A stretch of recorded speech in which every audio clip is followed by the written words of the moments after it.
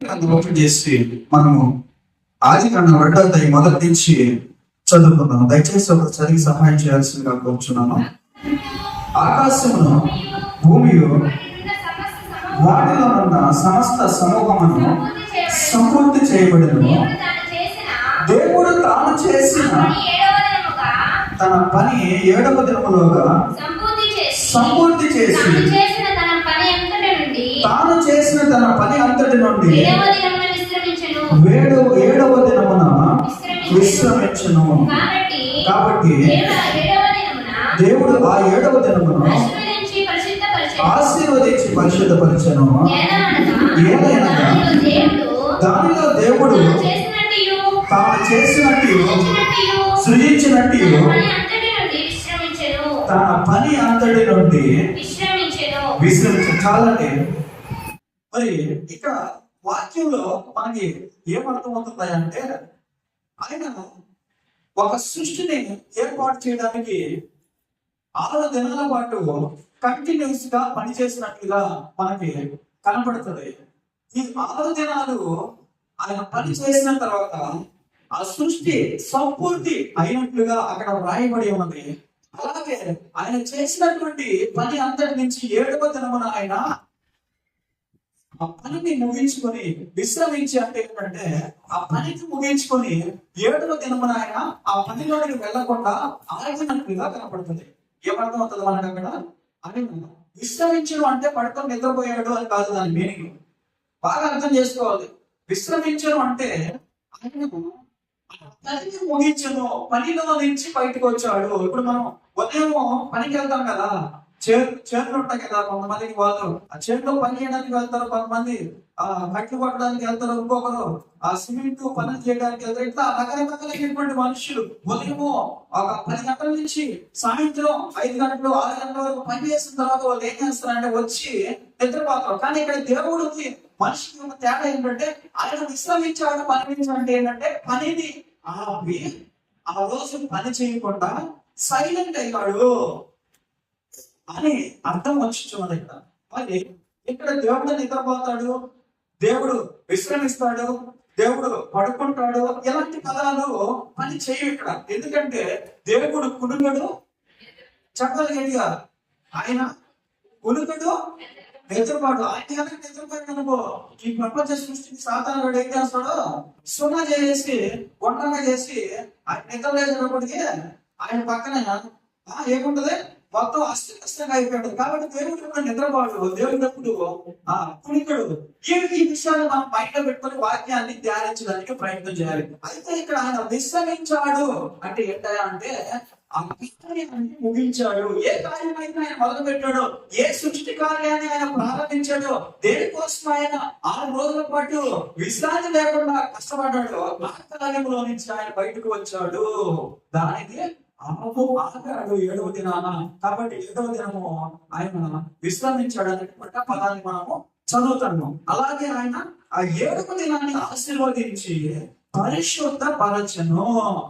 చూడండి, బాగా గమనించాలి వాక్యాన్ని.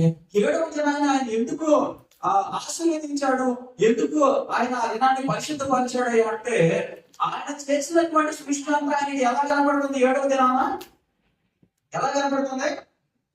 మంచిదిగా కనబడుతుంది. ఎలా ఉంది ఆయన చేసినటువంటి సృష్టి? ఆయన చేసినటువంటి సృష్టి ఎలా ఉంది? ఆయనకి ప్రతిదీ కూడా మంచిదిగా అనిపించింది. సూర్యుడిని పెట్టాడు, వెలుగునిస్తున్నాడు, సూర్యుడు మంచిగా అనిపించింది. భూమిని సృష్టించాడు, భూమిలో ఉండేటటువంటి ప్రతి జంతువులు, వృక్షములు, భూమిలో ఉండేటటువంటి ఆ సమస్తమును కూడా చూసినప్పుడు ఆయనకి ఎలా అనిపించింది అంటే, ఇంక్లూడింగ్ మనిషితో పాటుగా ఆయనకి మంచిదిగా అనిపించింది. ఏమనిపించింది? సమస్తం కూడా మంచిదిగా అనిపించింది. కాబట్టి ఆ రోజు ఆయనకి ఎలా కనబడుతుందంటే, నేను చేసినటువంటి సృష్టిని బట్టి నేను సంతోషించుచున్నాను. గట్టిగా చెప్పండి, దేవుడు మనం భయపడతాం. ఏమన్నాడు దేవుడు? నేను చేసినటువంటి ఈ సృష్టిని బట్టి నేను సంతోషించుచున్నాను, ఇది నాకు మంచిదిగా అనిపించను అని ఆయన అక్కడ చెప్తున్నట్టుగా మనకు కనబడుతుంది. మరి ఈ 7వ దినాన్ని గురించినటువంటి ఈ సంభాషణ గురించి మనము ఈ యొక్క సృష్టికి సంబంధించినటువంటి ఈ సంభాషణ గురించి కంటిన్యూ చేద్దాం. హెబ్రీయులకు రాసిన పత్రిక 4వ అధ్యాయాన్ని ఓపెన్ చేసినట్లయితే ఇక్కడ దీనికి సంబంధించినటువంటి మరింత సమాచారాన్ని మనం చదువుకోవడానికి ఇక్కడ భక్తుడు కొంత మనకి అందించడం జరుగుతుంది. ఒక్కసారి హెబ్రీయులకు రాసిన పత్రిక ఓపెన్ చేసి 4వ అధ్యాయం మొదటి నుంచి చదవడానికి ప్రయత్నించేద్దామండి. దయచేసి బైబిల్ ప్రతి ఒక్కరు కూడా గమనిస్తూ ఉండాలి. ఏ వాక్యం చదువుతున్నారు, దాని అర్థం ఏంటి, ఆ లోపల రాసి పెట్టబడినటువంటి పరమార్థం ఏంటి అనేటువంటి విషయాలను మనస్సు ఉంచి గమనించుకుంటూ ఉండాలి. చదువుతారా ఒకసారి? 4వ అధ్యాయం మొదటి నుంచి. ఆయన యొక్క విశ్రాంతిలో ప్రవేశించదమని వాగ్దానం ఇంకా నిలిచి ఉండగా మీలో ఎవరైనాను ఒకవేళ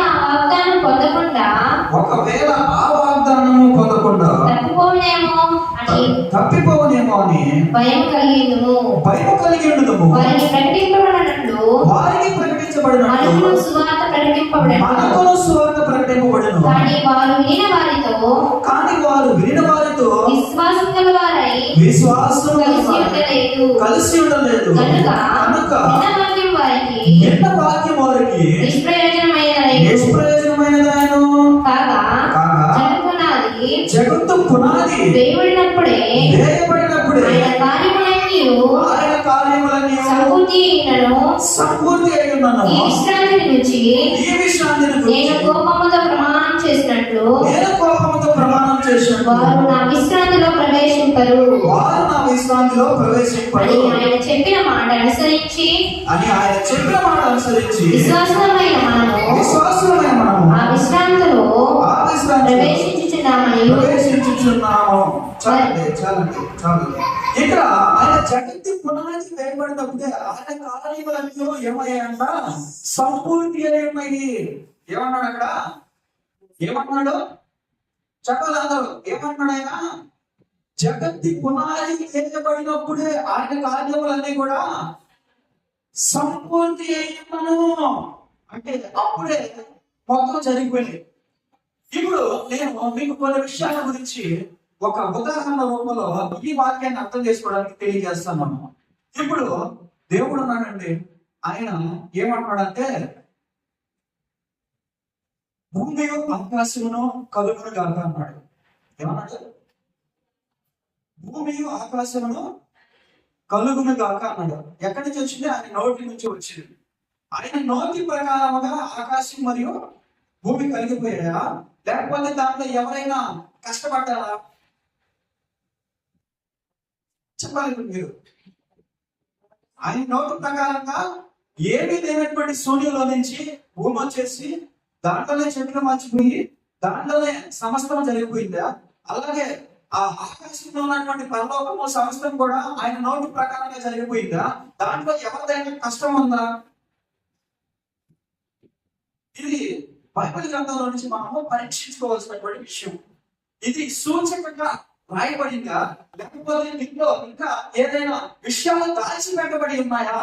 మనము బైబిల్ గ్రంథాన్ని చదువుతూ ఉంటే 100 క్వశ్చన్స్ వస్తాయి మనకి. ఈ 100 క్వశ్చన్స్ కి ఆన్సర్ ఎక్కడానికి ప్రయత్నం చేస్తే ఇంకొక 100 క్వశ్చన్స్ వస్తాయి. ఆ 100 క్వశ్చన్స్ కి ఆన్సర్ ఎక్కడానికి ప్రయత్నం చేస్తా ఉంటే బైబిల్ ఒక మహా అద్భుతమైనటువంటి చరిత్ర లాగా మనకి కనిపిస్తుంది.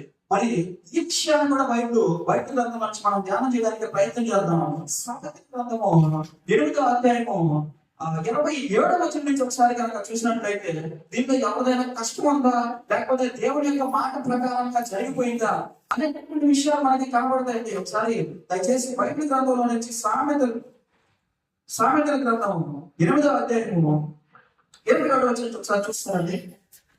ఆయన ఆకాశ విశాలమును స్థిరపరిచినప్పుడు మహాజనముల మీద మండలమును నిర్మించినప్పుడు నేను అక్కడ ఉంటిని. ఆయన పైన ఆకాశము స్థిరపరిచినప్పుడు జలధారలను ఆయన బిగించినప్పుడు జనములు తమ సరిహద్దులు మేరకొనున్నట్లు ఆయన సముద్రమునకు పొలిమేరను ఏర్పరిచినప్పుడు భూమి యొక్క పునాదులను నిర్మించినప్పుడు నేను ఆయన ఎంత ప్రధాన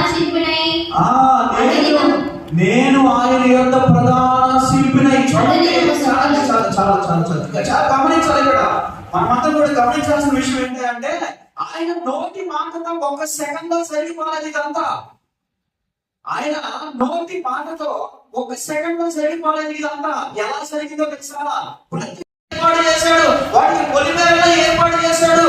ఆ భూమి యొక్క పర్వతములను ప్రతి మట్టిని కూడా కొలిచి ఇది ఎంత ఎత్తులో ఉండాలి, ఇది ఎంత తక్కువ ఎత్తులో ఉండాలి, ఇది ఇక్కడ ఉండాలి, అది అక్కడ ఉండాలి.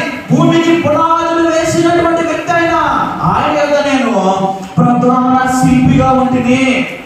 ప్రధాన శిల్పి అంటే ఎవరంటే? ప్రధాన శిల్పి అంటే ఏంటి?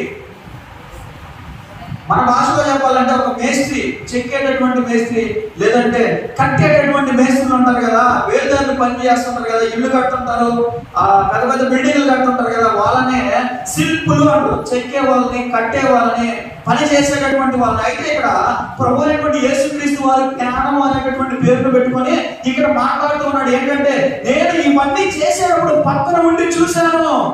ఇప్పుడు చెప్పండి, ఆయన మాటతో జరిగిందా లేకపోతే ఆయన కష్టం ఉందా దాంట్లో? చెప్పాలి గట్టిగా. ఆయన మాట అంటేనే మొత్తం శూన్యంలో నుంచి సమస్తం ఒక సెకండ్ వచ్చి ఇట్లా మాయమైపోయి ప్రత్యక్షం అయిపోయాయా?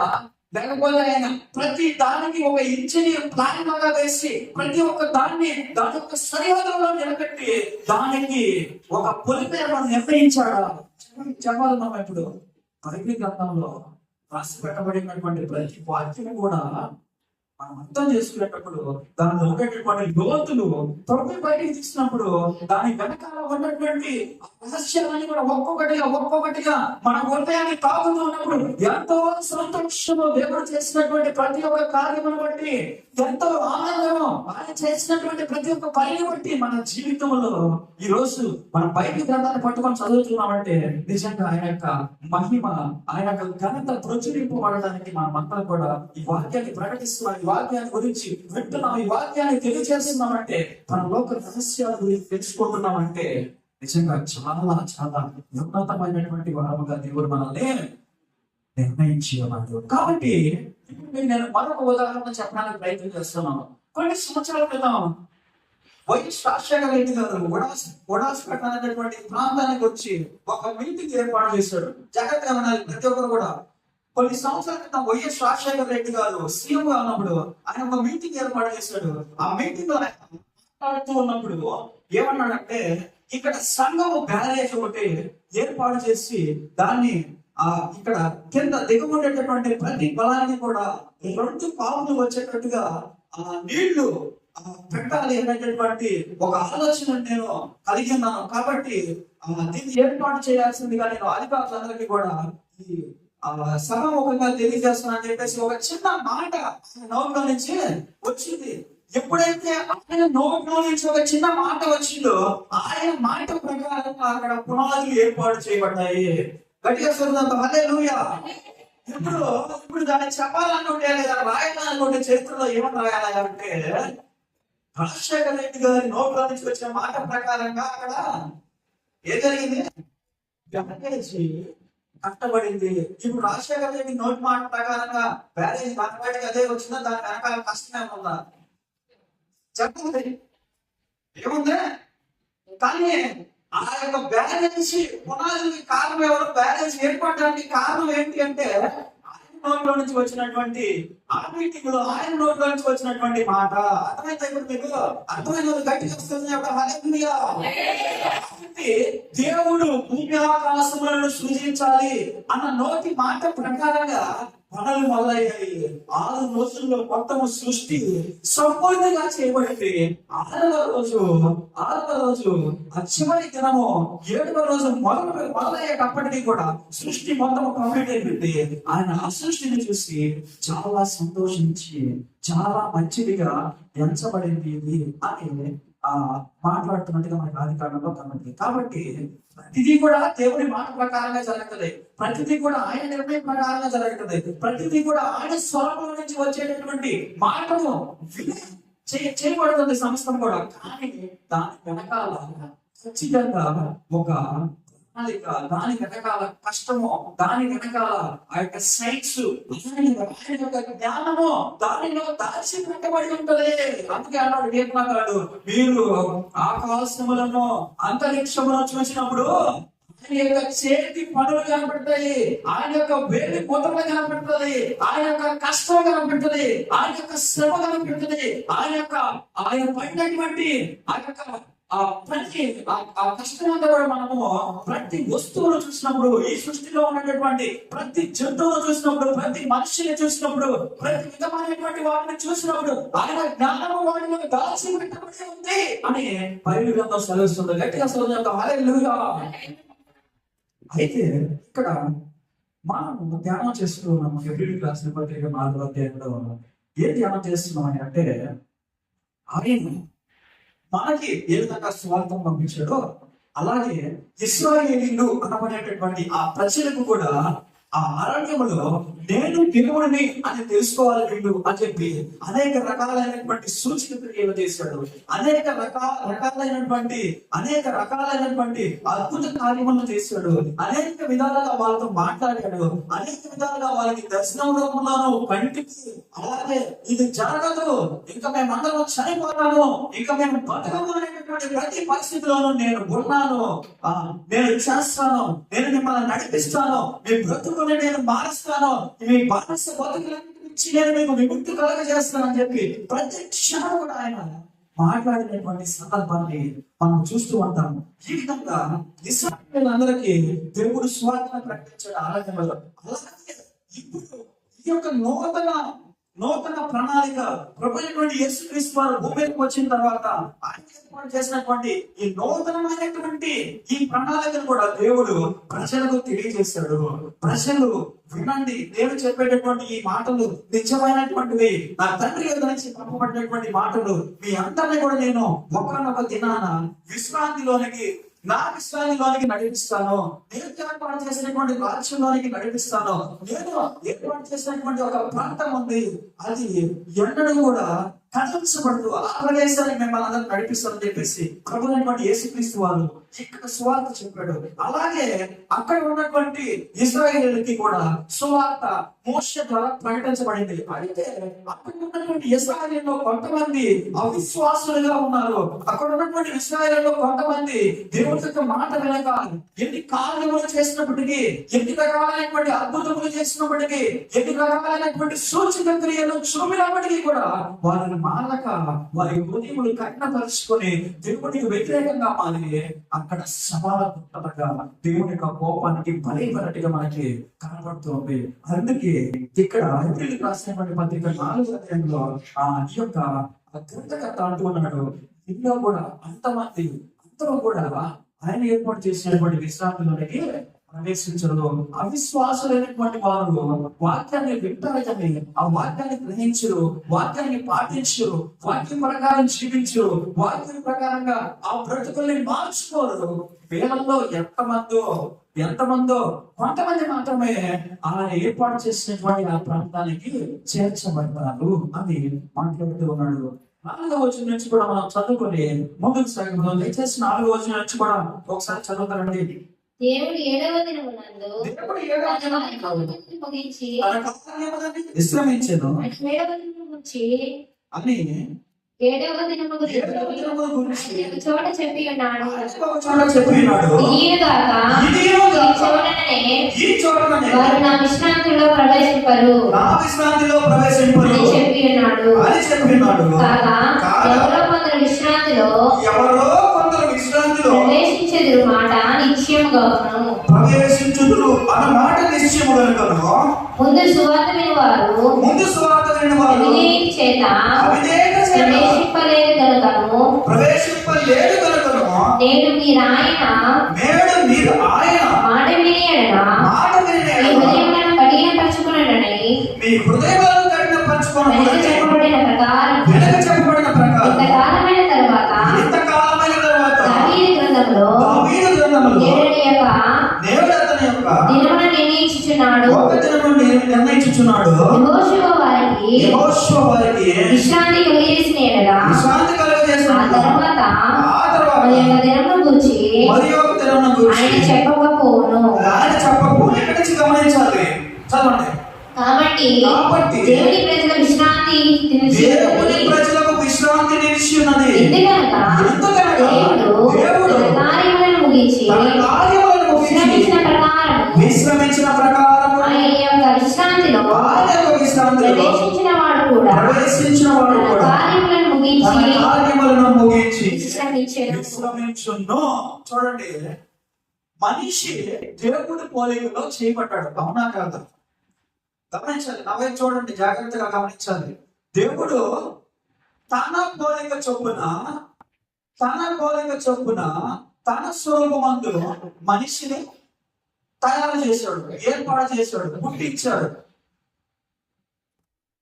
అలాగే ప్రభు అయినటువంటి యేసుక్రీస్తు వారు భూమి మీదకి వచ్చి 33 సంవత్సరాల పాటు ఆయన భూమి మీద జీవించి చనిపోయి 3వ దినమున తిరిగి లేచి ఎక్కడికి చేర్చబడ్డాడు? పరమునకు చేర్చబడ్డాడు. ఎలాగైతే ప్రభు అయినటువంటి యేసుక్రీస్తు వారు తన కార్యములన్నీ కూడా సఫలము చేసుకొని కంప్లీట్ చేసుకొని విశ్రాంతిలోనికి ప్రవేశించాడు, మనమందరము కూడా జాగ్రత్తగా గమనించాలి.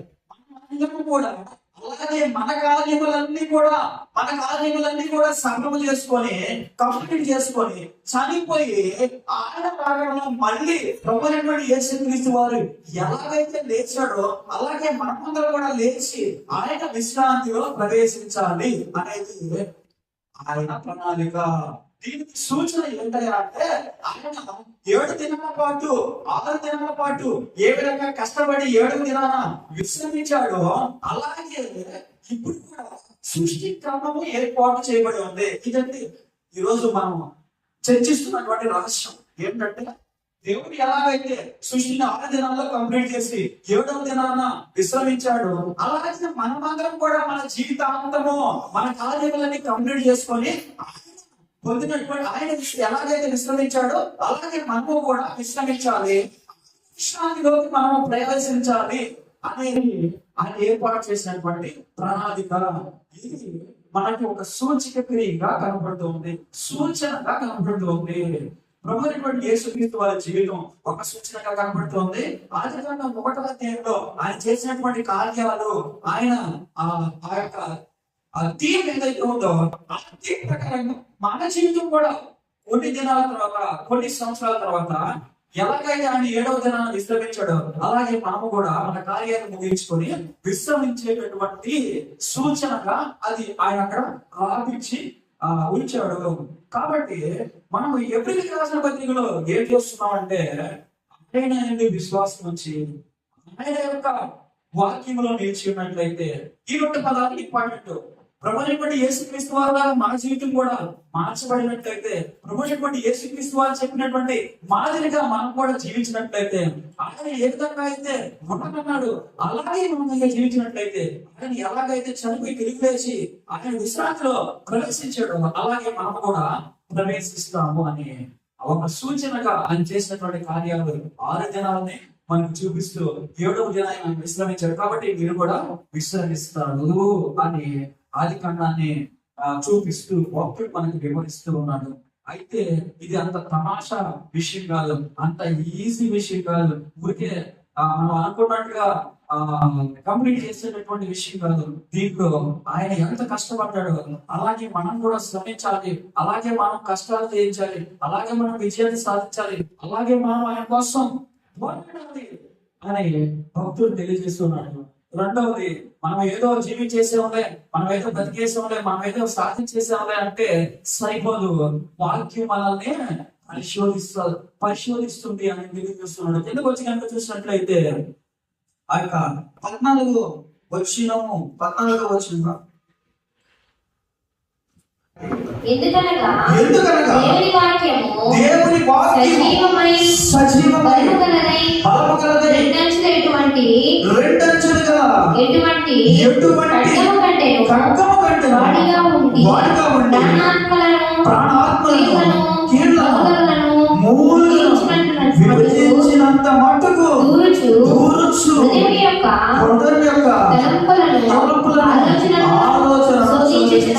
శోధించుచున్నది. ఆలోచనను శోధించు. చూడండి, వాక్యం మనిషి దగ్గర చెక్ చేస్తుందంటే నువ్వు ఎంతమందికి దాన ధర్మాలు చేసావు, నువ్వు ఎంతమందిని తీసుకొచ్చి వారి బాగోగులు అడిగావు, నువ్వు ఎంతమందిని తీసుకొచ్చి వారికి కొత్త బట్టలు ఇచ్చి వారిని పంపించావు, ఇదంతా కాదండి.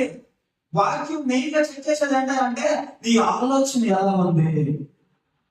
చూడండి, మొట్టమొదట దేవుని యొక్క వాక్యం మన దగ్గరికి వచ్చి ఏం చర్చ చేస్తుంది అంటే నువ్వు చేసిన కార్యాలు ఎన్ని చేసావో, ఎక్కడ చేసావు, ఎలా చేసావు, ఎంత ఖర్చు పెట్టావో, ఎంత కూడబెట్టావో, ఇవి కాదు. ఇవి వాక్యం ముందు నేను పై నుంచి కింద వరకు స్కానింగ్ చేస్తుంది. వాక్యం తల నుంచి అది పాదముల వరకు ఏముంది, హృదయంలో ఏముంది అని చెప్పేసి చెక్ చేస్తున్నాను. వాక్యం ఆలోచన ఎలా ఉంది, ఎలాంటి ఆలోచన కలిగి ఉన్నారు, కంటితో చూసి లోపల హృదయంలో ఆలోచన ఎలా ఉంది, భాష ఎలా ఉంది, వ్యవహార శైలి ఎలా ఉంది, ఎంతవరకు మార్పు చెందారు, ఎన్ని రకాలుగా మార్పు చెందారు, ఇంకా మనం ఏ చేయాలి ఈ వ్యక్తికి అని వాక్యం మనల్ని పరిశోధిస్తుందంట. మూలుగుల మట్టుకు కీళ్ళు మూలుగులు. చూడండి, ఎక్స్రే తీస్తే మూలుగులే కనపడవు, ఎముకలు మాత్రం కనపడతాయి. ఇంకా రకరకాల టెస్టులనే ఉంటాయి. ఎన్ని రకాల టెస్టులు చేసినా కూడా మనిషి యొక్క ఆలోచన కనుక్కునే టెస్టులు ఎలాంటివి కూడా ఇప్పటి వరకు లైట్ టెస్ట్ అంటారు, ఎవరి ఎన్ని పెట్టినా కూడా మన అంతరంద్రికులలో ఉండేటటువంటి ప్లానింగ్స్ నేర్చుకోవడానికి అవకాశం లేదంట. ఓన్లీ 70%, 60% మాత్రమే అవకాశం ఉందంట. ఎన్ని పెట్టినా కూడా లైట్ టెస్ట్ పెట్టినా కూడా ఎన్ని పెట్టినా కూడా తప్పించుకుపోయేదానికి అవకాశం ఉంది. కానీ ప్రభుత్వటువంటి వాక్యము నుంచి తప్పించుకునేదానికి మనకి అవకాశం లేదు, ఇవ్వబడలేదు. ఆయన మన ఆలోచనలు రాకమునిపే, మన హృదయంలోనికి తలంపులు పుట్టకమునిపే, మన హృదయంలోనికి తలంపులు పుట్టకమునిపే ఆయన ఎరిగి ఉన్నాడు. కాబట్టి మనము జీవించేటటువంటి ప్రతి క్షణం కూడా మనకి మంది దేవదూతలను ఏర్పాటు చేసి ఉన్నారు. ఇది మన వాక్యం చెప్తూ ఉంది. ఈ దేవదూతలు బాగోగులు చూడడమే కాకుండా మనల్ని ప్రమాదాల నుంచి తప్పించడమే కాకుండా మనల్ని నడిపించడమే కాకుండా మనం చేసినటువంటి ప్రతి కార్యాన్ని కూడా వాళ్ళు చూస్తూ ఉంటారు. మన పక్కన నిలబడి నిజంగా మార్పు చెందారు, నిజంగా మారారా, దేవుడి కోసం బ్రతుకుతున్నారా, దేవుడి యొక్క మాటను అనుసరించి నీ జీవితం కొనసాగుతుందా, దేవుడి యొక్క వాక్యాన్ని విని దాని ప్రకారంగా జీవిస్తున్నారా వీళ్ళు అనేటటువంటి ఒక పరిశోధన మన ఎందు నిలిచి ఉన్నది అని మనము గ్రహిస్తూ ఆయన మాట చొప్పున మనము జీవించాలి. ఒకవేళ కనుక జీవించకపోతే ఆయన అంటున్నాడు, ఇశ్రాయేలీయులు ఏ విధంగా అయితే రాలిపోయారో అలాంటి పడవలు, ఇశ్రాయేలీయులు ఏ విధంగా అయితే రాలిపోయారో అలాగే మనము కూడా ఆయన యొక్క భయంకరమైనటువంటి తీర్పులకు లోనయ్యి శిక్షించబడడానికి ప్రమాదం ఉంది అని బైబిల్ వాక్యం స్పష్టంగా తెలియజేస్తాం. కాబట్టి అందరూ జరగకపోవచ్చేమో, ఎవరైతే విశ్వాసంగా నిలబడి చివరి వరకు ఉంటారో వారు మాత్రమే ఆ విశ్రాంతిలో చేరతారు అని ఆ వాక్యం ద్వారా దేవుడు తెలియజేస్తూ ఉన్నారు. కాబట్టి సమయం అయిపోయింది కాబట్టి ముగింపులోకి వస్తున్నాను. దేవుడు సమస్తం కూడా ఏది కూడా దాచిపెట్టలేదు, సమస్తం కూడా మన కంటి ముందే పెట్టాడు. ఈ లోకం ఎప్పుడు అంతమైపోతుంది, ఈ భూమికి పునాదులు ఎప్పుడు విడదీయబడతాయి, ఆకాశము వస్తము వలె ఒక చాప వలె ఎప్పుడు మడిచిపెట్టబడుతుంది, ఎప్పుడు ఈ యొక్క సమస్త భూమి ఆకాశంలో లయమైపోతాయి అనేటువంటి విషయాలన్నీ కూడా దేవుడు చాలా స్పష్టంగా మనకి కంటికి కనిపించేటట్టుగా బైబిల్ గ్రంథంలో తెలియజేశాడు. అయితే దురదృష్టవశాత్తు మనము వాటిని గ్రహించి కూడా ఆలోచించలేకపోతున్నాము, వాటిని విని కూడా మన హృదయంలో విడుచుకోలేకపోతున్నాము అని బైబిల్ గ్రంథం తెలియజేస్తూ ఉంది. ఆయన ప్రతి దానికి కూడా సమాధానము బైబిల్ గ్రంథం ద్వారా మనకు అందరికి తెలియజేస్తాడు. ఏది కూడా నేను ఇది మీకు చెప్పను, ఇది మీరు తెలుసుకోవాల్సిన అవసరం లేదు, దీంట్లో నేను రహస్యంగా దేన్ని దాచి ఉంచానని ఎక్కడ కూడా ఆయన చెప్పలేదు. కానీ ప్రతి ఒక్కటి కూడా మనకి వివరముగా తెలియజేస్తున్నాడు. ప్రతిదీ కూడా మనం అర్థం చేసుకోలేము అని చెప్పేసి మనకి అర్థమయ్యేటటువంటి రీతిలో ఆయన ఉపమానాల రీతిలో మాట్లాడుతూ ఆయన యొక్క సృష్టికి సంబంధించిన రహస్యాల గురించి కూడా చెప్పడం జరిగింది. కాబట్టి అందరూ కూడా చివరి వరకు నిలబడి చివరి వరకు ఆయన యొక్క వాక్యంలో జీవించి ఆయన మాట చొప్పున ఆయన యొక్క విశ్రాంతిలో ప్రవేశించాలని ఇష్టపడాలి, శ్రమించాలి, నిలబడాలి, విజయాన్ని సాధించాలని భక్తులు తెలియజేస్తుంది. కాబట్టి తల వచ్చినట్లయితే మనము చివరి ప్రార్థన చేసుకున్న వాక్యం ఏంటంటేనో ఆయన మన కోసం ఏర్పాటు చేసినటువంటి ఆ నూతనమైనటువంటి రాజ్యము శాశ్వతమై నిలబడి చివరి వరకు ఉండేటటువంటి ఆ ప్రాంతాన్ని గురించి మనమందరం కూడా కలిగినటువంటి వారై ఉండాలని వాక్యం తెలియజేస్తుంది. తన వచ్చి కూడా ప్రార్థనలో కొంత దయచేసి మనతో పాటు ప్రార్థనలో ఏకీకరించవలసిందిగా మనం చేస్తున్నాను. సర్వోన్నతుడైన దేవా, మీకు మీరు మా కోసం ఏర్పాటు చేసినటువంటి ఆ రాజ్యంలో మేమందరము ప్రవేశించినట్లుగా దేవా, విశ్వాసము చేత పట్టుకుని చివరి వరకు నిలబడి దానిలో ఆయన విషయంలో సాధించడానికి సహాయం దయచేయమని ప్రార్థిస్తున్నాను. ఇదిగో ఆయన కూడి వచ్చినటువంటి బిడ్డలను బట్టి ప్రతి ఒక్కరిని బట్టి ప్రార్థిస్తున్నాను దేవా. వారికి ఉన్నటువంటి బాధలు, వ్యసనములు, వారికి ఉన్నటువంటి కష్టములు, ఆయన శ్రమలు సమస్తములు చేయించి ప్రభావ విశ్వాసంలో చేతిలో పట్టుకొని ప్రభావ ఇది చివరి వరకు నిలబడి ఉండకు సహాయం దయచేయమని ప్రార్థిస్తున్నాను. ఇశ్రాయేలుల వలె ప్రభావంలో మారిపోకుండా, ఇశ్రాయేలుల వలె నాయన మధ్యలో నాయన మీ విశ్రాంతిని చూడకుండా నాయన కను పోయకుండా ప్రభావ ఇది చివరి వరకు ఇదిగో నాయన మీరు నిలబడి ఉండేటందుకు సహాయం దయచేయండి ప్రభావ. ఇదిగో నాయన పక్కకు లాగుతున్నటువంటి దుష్ట ద్రాత్మ శక్తుని గద్దించండి ప్రభావ. ఇదిగో పక్క ఆలోచన పెట్టినటువంటి దుష్ట ద్రాత్మ శక్తుని నజరేయుడైనటువంటి యేసు నామములో దూరపరచమని ప్రార్థిస్తున్నాను. ఇదిగో దేవుని యొక్క భక్తి, దేవుని యొక్క భయముతో నింపబడి ప్రభావ ఇదిగో భయముతో సంతోషించినట్లుగా ఇదిగో నాయన మీ వాక్యం సెలవిస్తున్న రీతిగా ఆయనతో ఆయన ఎందుకు గడగడలాడుచూ సంతోషించినట్లుగా సహాయం దయచేయమని ప్రార్థిస్తూ నజరేయుడైనటువంటి యేసు పరిశుద్ధ నామములో వేడుకుంటున్నాను తండ్రి. ఆమేన్. హల్లెలూయా. సిస్టర్ గారు ముందుకు వచ్చి వివిధ కార్యక్రమాలను చేస్తున్నాం.